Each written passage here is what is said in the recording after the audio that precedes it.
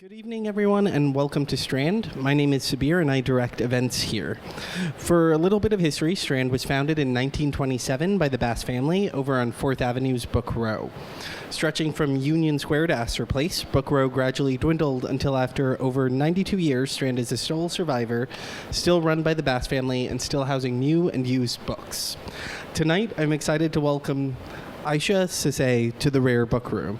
Isha is an award-winning journalist who hosted CNN Newsroom live from Los Angeles and was the face of the network's Africa reporting for more than a decade. She led the CNN team that won a 2014 Peabody Award and a 2015 Gracie Award for Outstanding Anchor for reporting the Chibok girls' stories. Of Sierra Leonean descent, Sesay grew up in Britain and Sierra Leone. She holds a BA in honors from a BA Honors English degree from Trinity College, Cambridge University. In conversation with her will be Sunny Hostin. Sunny Hostin is the Emmy-nominated co-host of The View and Emmy-winning senior legal correspondent for ABC News. Over her decade-long career that has included work at CNN, Sunny has brought clarity and context to some of the biggest stories of our time, including the Bernie Madoff scandal, unrest in Ferguson and Baltimore, Bill Cosby's rape allegations, and more. She recently announced that she will host and executive produce a 6-episode documentary series titled Truth About Murder with Sunny Hostin, in which she will show viewers how cases are solved by examining evidence with law enforcement and forensic experts who were first assigned to the case. The series will premiere on Investigation Discovery this fall. Now, please put your hands together in joining me in welcoming Isha and Sunny to Strand.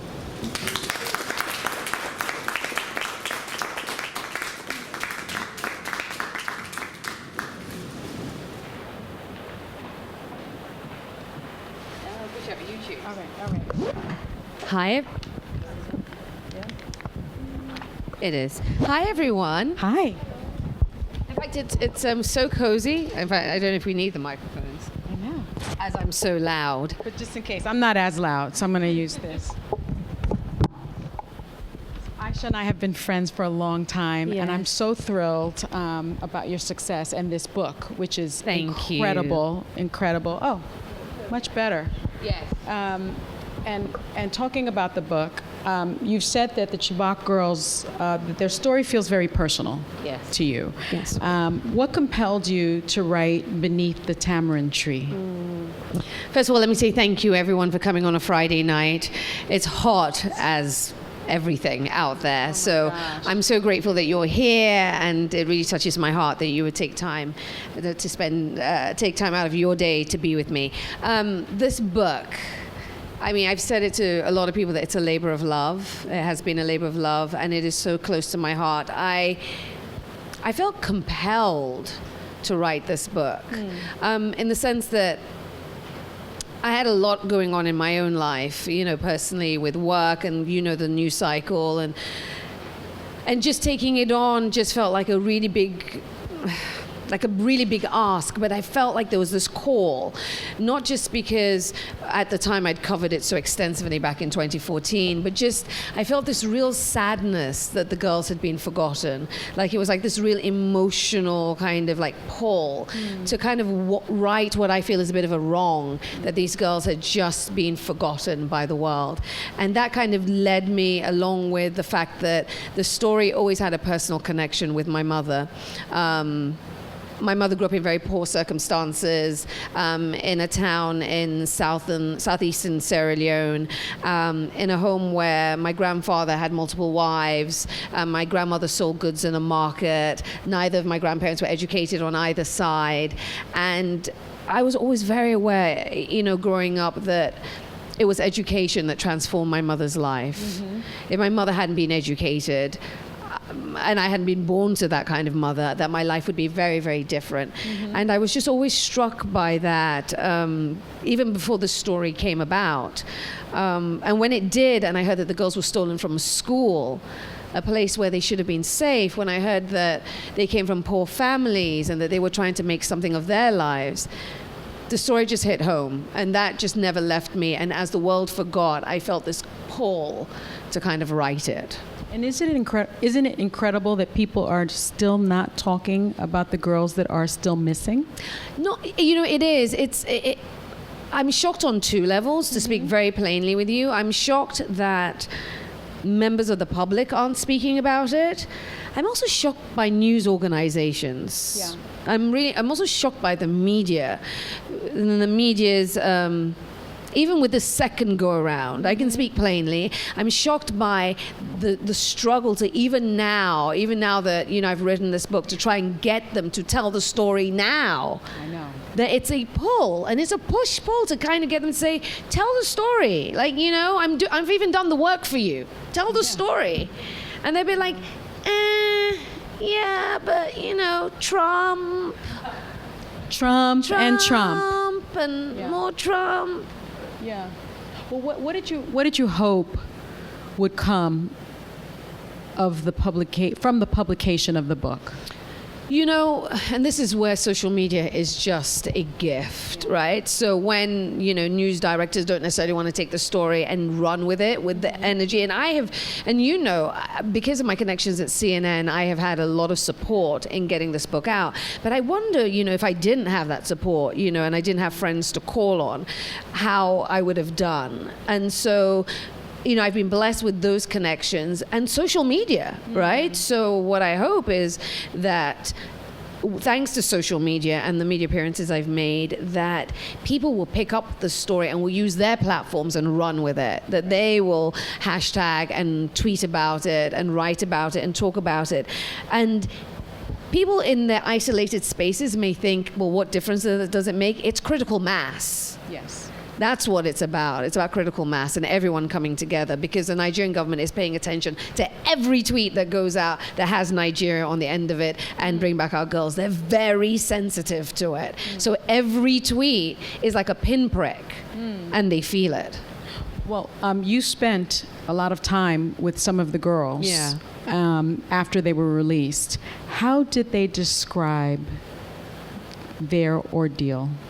One of the things in writing this book, and I've talked about it a little bit, is, and in writing any book, for anyone who's thinking about it, and writing a book about a subject, about a person, it takes time to gain trust.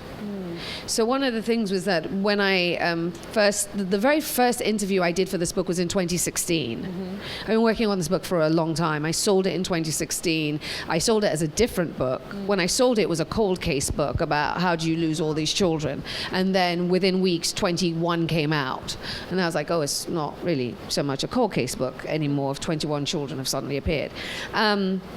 But the kids, as they were the young women that I met then, it took a minute, Sunny, to get them to open up about that ordeal.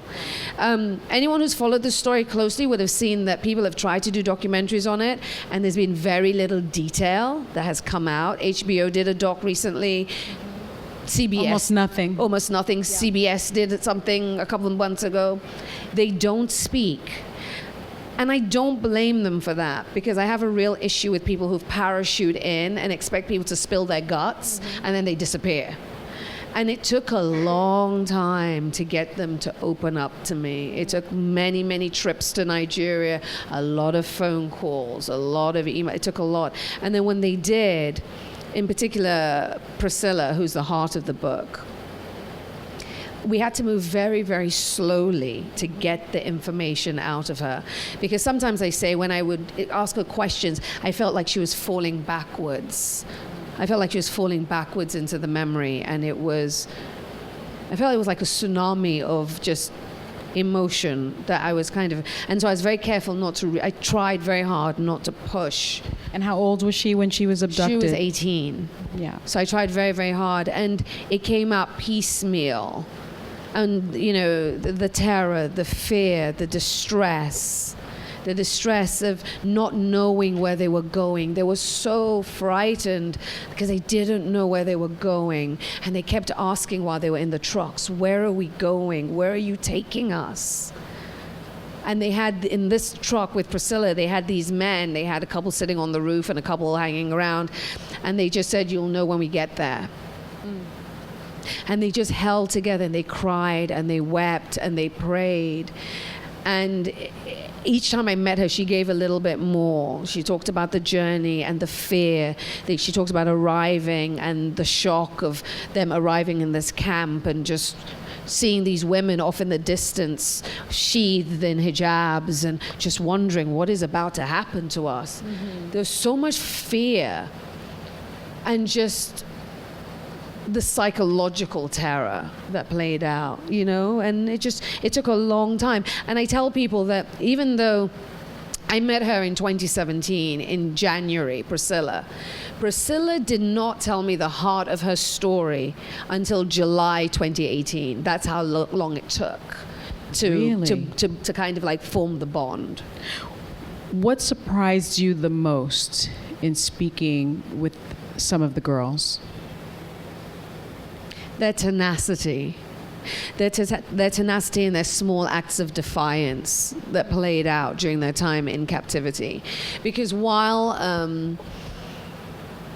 they weren't outrightly, you couldn't be. The men had guns and they weren't afraid to beat them, and they started beating them very early on for any acts of disobedience. But even though there were threats of death, which again started almost hours after within minutes of them arriving, they said, if you don't do what we do, we're going to shoot you. Whoever doesn't want to get into a truck, if you don't want to come with us, we're going to shoot you. Like, there was a constant threat of death.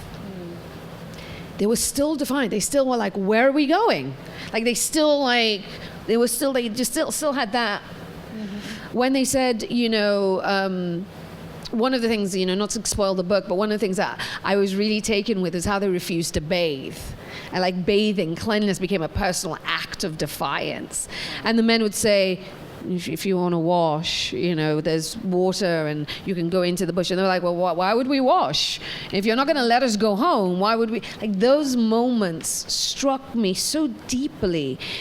Also because I came to it with the stereotype of them, of being from northeastern Nigeria and being docile and subservient. And so to hear that actually they chose moments where they pushed back, that surprised me. Tell me about what they told you about their faith, and how that helped them get through. Yeah. Chibok is a fascinating place because it's this Christian community, this Christian enclave in majority Muslim north of Nigeria. So first of all, I didn't know until, and I don't think many people knew until further into the story, that all the girls taken weren't Muslim. I mean, that was just the general understanding that they were Muslim. Because that's how it was reported. That's how it was reported. But the majority of girls who were taken, I would say about 75-80% of them were actually Christian. Not only Christian, devout, fervently religious and faithful. They grew up in homes that started the day with morning worship and ended with evening worship. So prayer and devotion shaped their lives. They grew up in homes where they were told from the moment they had comprehension that everything was God's will, or was shaped by God's intervention. So when they were taken, they very much used that faith to support themselves as a group and individually, with the belief that they would come back. And they prayed, even though they were warned that if they were caught praying, to a Christian God, that they would be beaten or worse could happen. They kept that faith up. Some actually escaped from the school with Bibles wrapped up in pieces of fabric that they tied around their waists. Like, they were told, do not take anything. And even at the risk of death, some of them took their Bibles with them. What about their families? What role did their families play in this? Their families that wanted them, never stopped hoping for them to come home. Their families, they prayed and they believed and they grieved. The families to this day, even those who have their children back, I think they feel wounded by what they feel. And I in fact, I don't even think it's just an observation or subjective. They were abandoned. Right? They were abandoned by the world, and the families feel wounded by that. I think obviously they have their children, the ones who have their children back, that is a balm.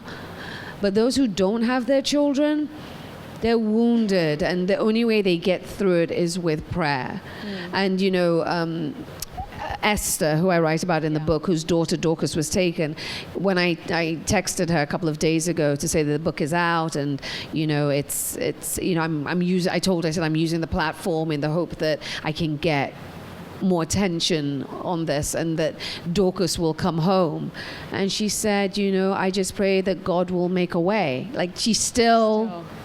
And the one thing that struck me about Esther is that in May of 2017, I just want to give you just again a flavor of who these people are. When the 82 girls were released, there were so many girls released that Esther was convinced, as any mother would be, that this time her child would be part of that group. Because 21 had come out a few months earlier, and her child Dorcas wasn't part of the group. So with the 82, she was like, well, the odds are good that my child will be there. And she wasn't. And I will always remember her saying, even though my child didn't come, I will still rejoice for the mothers who have their child, because God will one day bring my child back. Wow. Do any of the families allow themselves to believe that their child has died? Or No. No, they don't. And the, you know, Boko Haram has said children have died. Yes. They have said that, but we've never been able to verify it, obviously. And there have been stories of particular children dying. You know, there's stuff in the book that I didn't put in because I couldn't fully verify it, and I'm so mindful of the families and not being the person to put things in this book that I have no way of, I mean, it's just irresponsible. It would make a really great book, you know, but that's not my motivation for writing it. So, you know, but I will also tell you, because it's there in the public view, there's a story of one girl in particular that it has been reported was killed that I don't include in the book. And as I researched it, and the reason I didn't put it in the book was because I asked the girls that I spoke to, and none of them could verify she had been killed. But it is in the public domain that she has been killed. And I asked my girls, and they say, that's not true. She was alive when we left. Well, some people are saying that that was put out there to scare the girls, so that the girls would not leave. Exactly. But the parents of this particular girl, the reason I bring it up is the circumstances around the reported death was that she refused to convert to Islam, and so she was killed. That's what the story is. And it's there online, and you can read about it. But what I was struck by was that the parents were interviewed about it, and they said if it was indeed a case that she was killed because she chose to die a Christian, then they're okay with it. That they're okay with it, and that they will see her in heaven. And that's the level of faith we're talking about here. Well, tell us a bit about taking the girls back home in December 2016. It is definitely my proudest moment as a journalist, even though it was kind of shrouded in the difficulty of deciding whether or not to leave my mom, who was ill. Taking them home was tricky. It was tricky to even convince CNN to let us make the journey, because Chibok is so dangerous. The journey to Chibok, as they were doing it, the Nigerian government was doing it by road from Yola. So it was like a 5.5 hour journey by road. It is a journey that through some of the areas Boko Haram has laid, you know, basically IEDs and has staged attacks. So CNN was, you know, amongst the questions asked were, you know, what kind of vehicles are you going in? Are they soft top? Are they hard top? What's the formation? I mean, that was a level of detail. And then we had to do all this paperwork the morning before. Like every step of the way, CNN said, we need more detail before we green light it. So even when they gave the first yes, and I got on the plane and I got to Abuja, they wanted more information before they would green light us making further progress on the roads.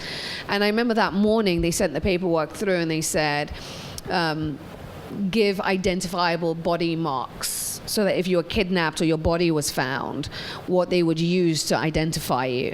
And I remember thinking, okay, this is serious. Yeah.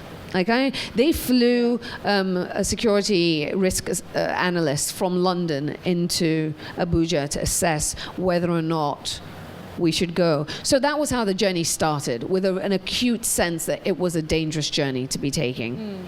And then we put the body armor on. They gave us the protocols. They insisted that we drive in our own vehicles, CNN, that we didn't drive with the girls.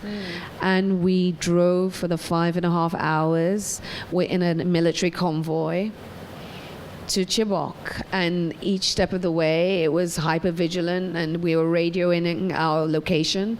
And then when we got there to witness the girls meeting their families, I mean, it was just, I kept imagining what would it be like, to have been separated from your families for 2.5 years.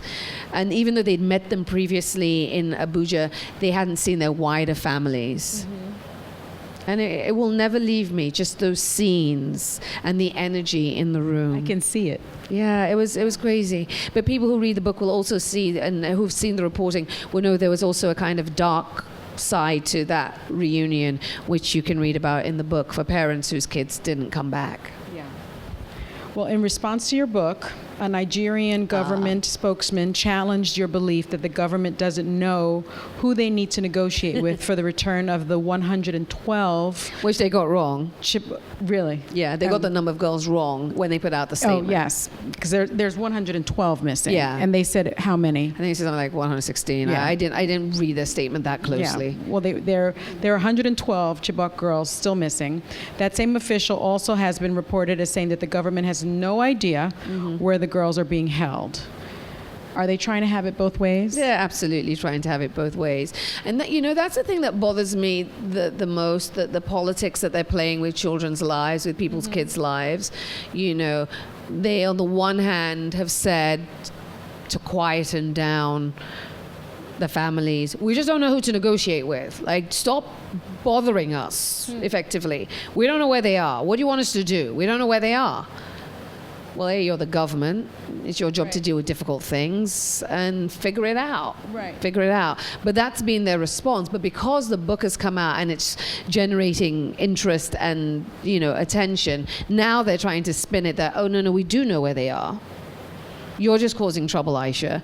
And we're committed to finding them, which most people in Nigeria, most of my Nigerian friends, and I have a lot of them, have written back and just said, we all know that this is just politics. So do most people believe that they know where these girls are? They don't know. Or I think a better question or a better statement or assessment is, do most people think the Nigerian government is doing everything to find them? No, I think most people know that the Nigerian government, and to be accurate or fair, I don't know if fair is the right term to use to be, or to state the situation as it is, the Nigerian government has so many problems right now. There is a rash of kidnapping that is happening in one part of the country. There are cattle herders and farmers killing people in another part of the country. There's, kind of religious uprisings in another. I mean, the country's aflame.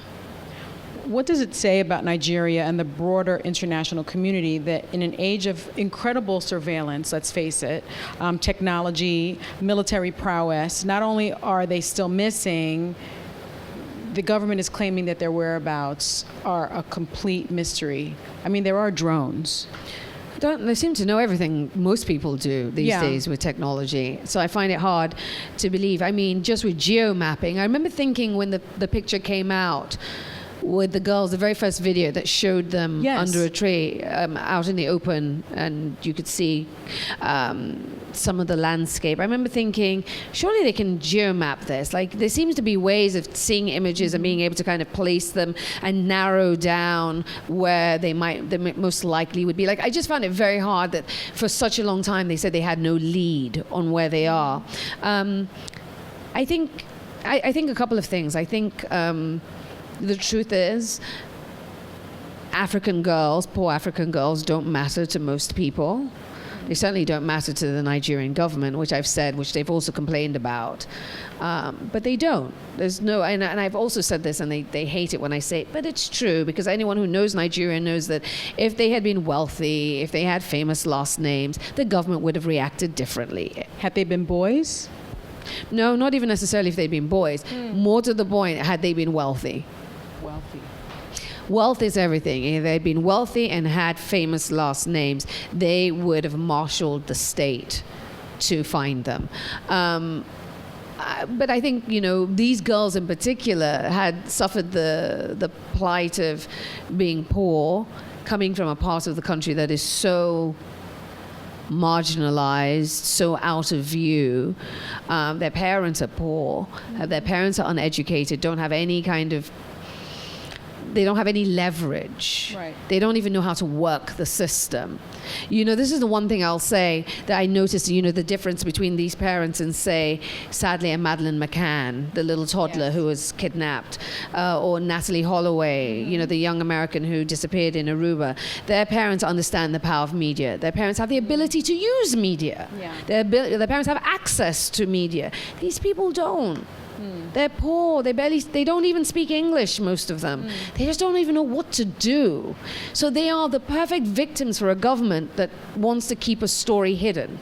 And they haven't banded together either, necessarily. They're just trying to survive. I spoke to someone who is working with the community yesterday. This is what is mind-boggling. The attacks in Chibok continue to this day. Boko Haram is attacking areas around Chibok where these girls were taken. As recently as 3 weeks ago, there were attacks. Some of the girls who escaped this attack, at least 3 of them, their parents no longer have homes because they've been destroyed in attacks. The violence continues, and yet somehow the Nigerian government has managed to completely silence the story. The story is not over. Well, every Wednesday that Congress is in session, lawmakers wear red and post "Bring Back Our Girls" photos on social media, which I didn't even know.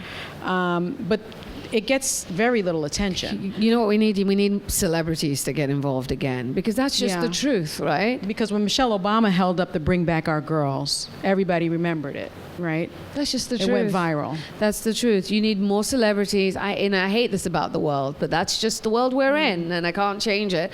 We need a couple celebrities to once more attach themselves to the story. We need a couple of celebrities to once more say, this is important. Sadly, the lives of these African children have to be validated by a bunch of Western celebrities, and they need to post. And then, mark my words, if tomorrow Beyonce held up a sign that said, "Bring back our girls," if she had done it like at the Lion King premiere, for instance, tell me that we wouldn't have been talking about it. It would be everywhere. You've got to reach out to Beyonce. Beyonce's got other things she's worrying about right now. Yeah. But no, it's the truth. I mean, Frederica Wilson can do that. Yeah. But she's not going to gain traction. Well, what have people gotten wrong about this story, do you think? That the boys came, because a lot of the Boko Haram terrorists or members are boys. Yeah. A lot of them, I don't know if some of you saw that New York Times piece that they wrote about them a couple of years ago, the boys from Baga.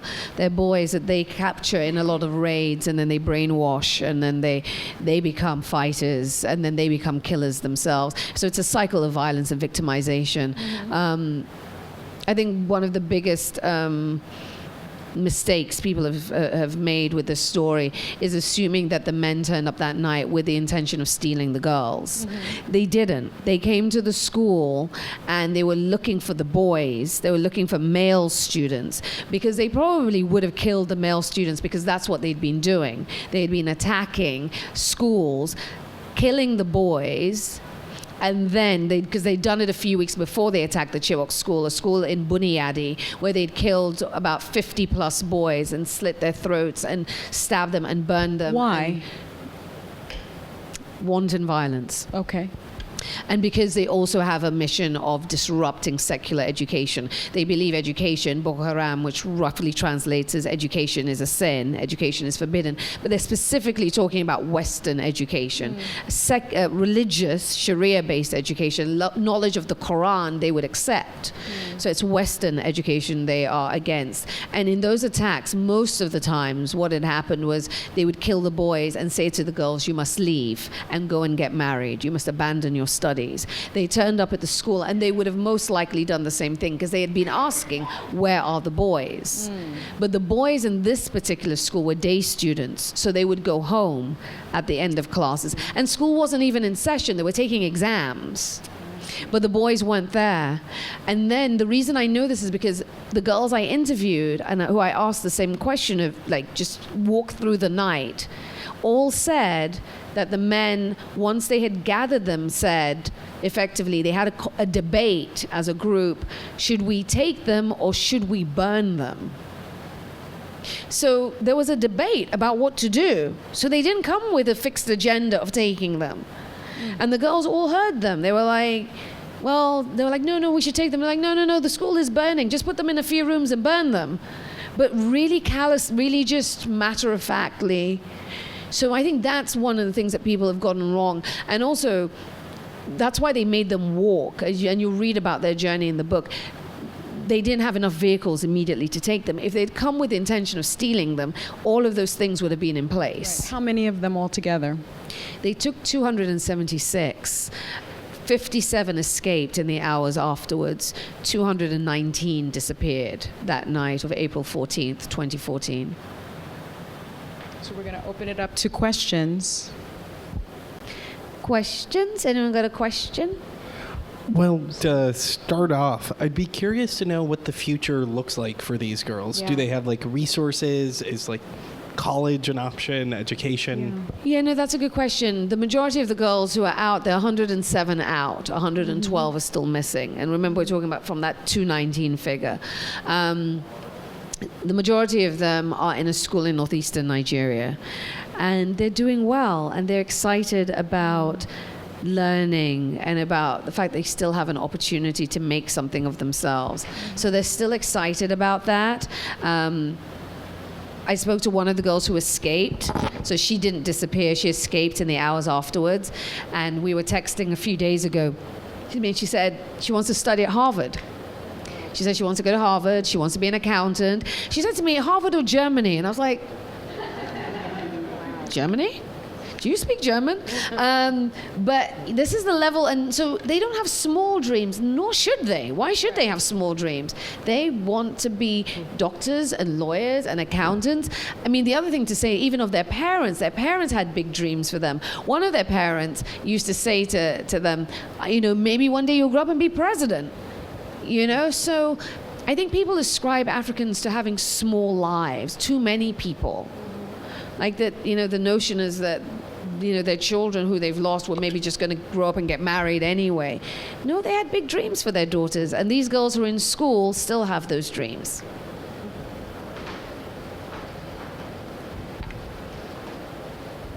You spoke about having to gain the trust of the girls, and I just wondered, as a journalist, if you could talk a little bit about how do you do that? How do you go about gaining trust?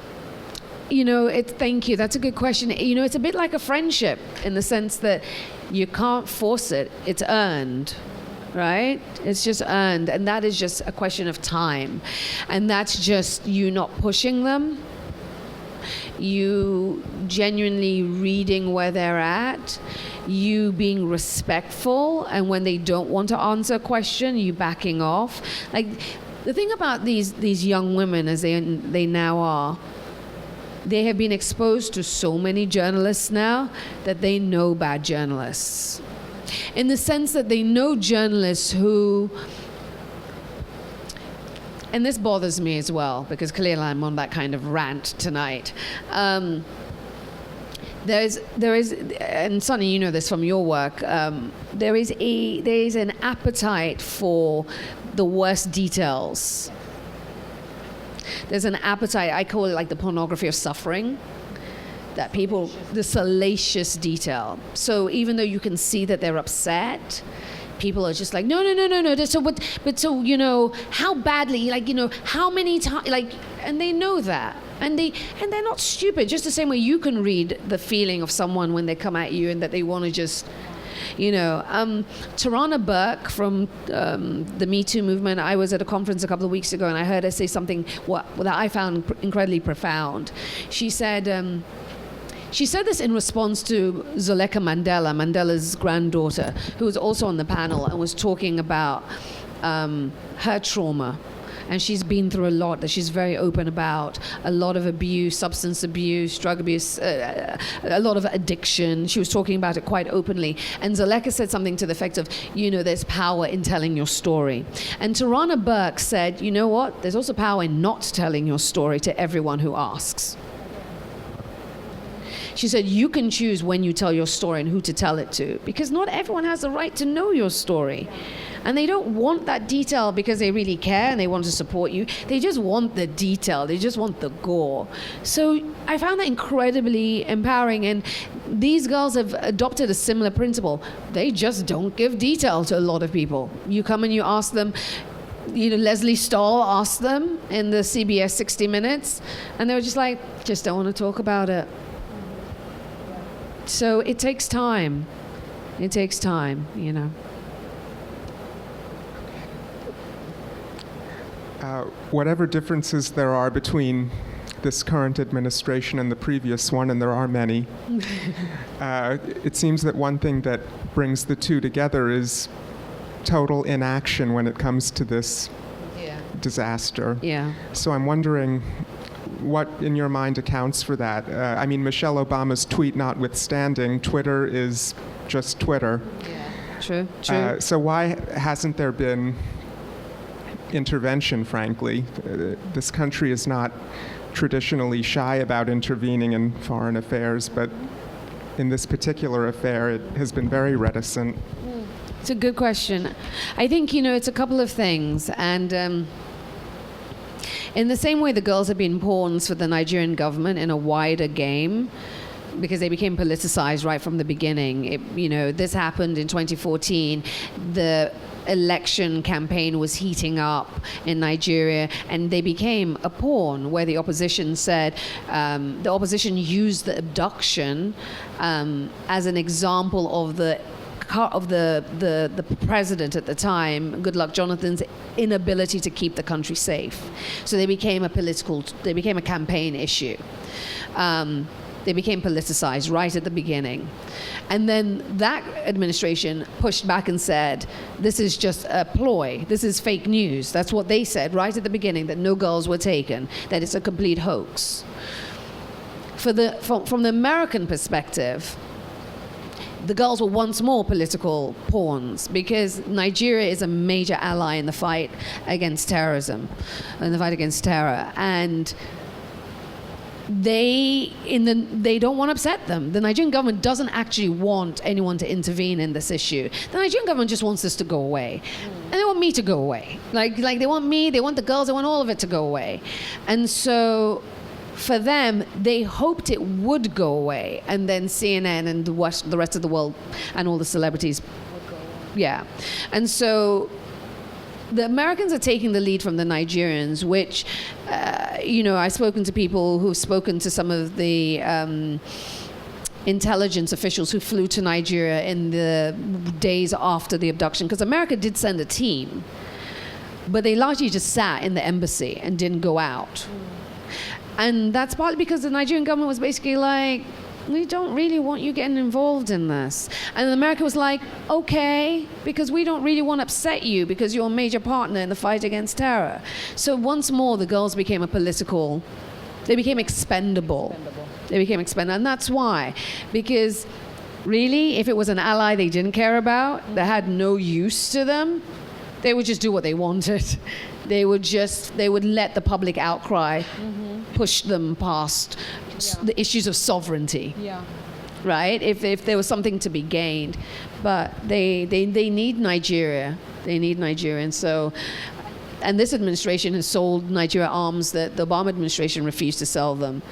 And this administration is pulling out.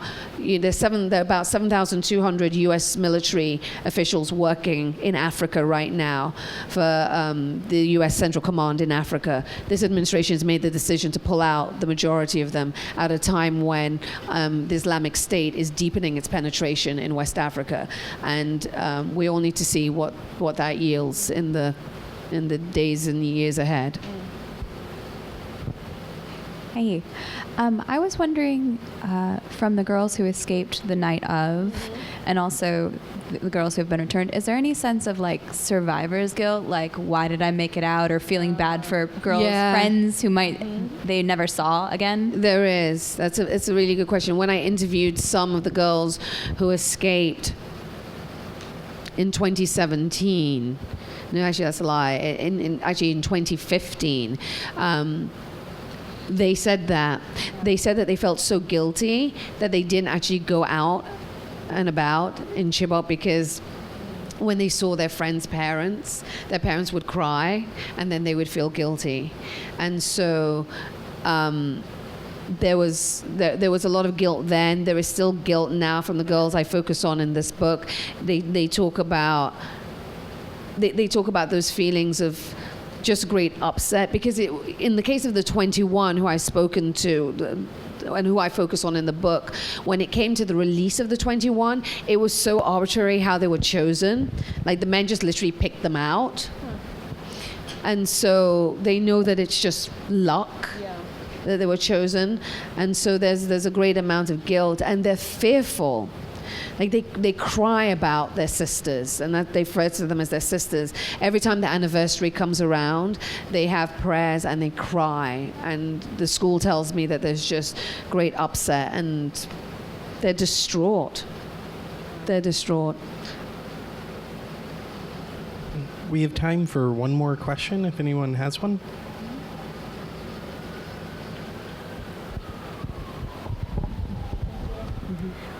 Fantastic book again. I've read it. You. And have you finished it already? Yeah. What? I just saw her in DC. So, did you like it? I loved it. Thank you. Fantastic. You told the story very well. Thank you.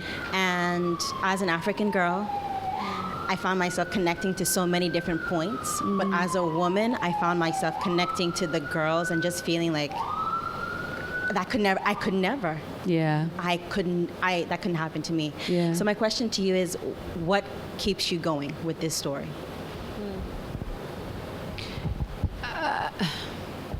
A sense of outrage. Just a sense of outrage that they've just been dropped. Just a sense of outrage, and the knowledge that if there were 112 missing American girls, I mean, think about it. If there were 112 missing American girls, think about what would be happening. Think about the celebrities who would have permanently attached themselves to this and would have never let it fall or drop. And with that sense that I could have been born in a place like Chibok, there's a sense of, and also, I mean, this is a very, and you will know this, that Africans who are in the diaspora and have had any level of success feel a real responsibility to using their platform. I actually think that anyone, no matter where you are, if you have a success, you should use it responsibly and help others come along. But Africa in particular, and Africans in particular, it's a very common, you'll hear Dikembe Mutombo speak about this, you'll hear a lot of successful Africans talk about sending the elevator down to help people come up. And so I feel very much a responsibility as a woman who has gained some level of success and has some platform to use my voice to help these girls, because they matter, but for the grace of God go I, and that keeps me going. And also the other thing that keeps me going, the time I spent with Esther, the mother of Dorcas, will haunt me forever. The agony that she feels, and to have been in a room with her for hours with her husband, and to have been in a room where, I say this all the time, that like it felt like there was no air in the room, that there was just grief like soaking everything. And I have never been able to forget that. If not even what she said, the way I felt. And that level of grief, to know that she goes through that every single day and feels abandoned by the world. I'm just trying to do what I can, you know. And I say out to everyone and to all of you here, and again, I thank you for coming out on a Friday night when you could all be out drinking or just looking at the ceiling. You don't have to be doing anything, but you could be doing whatever you choose to do, and you're here.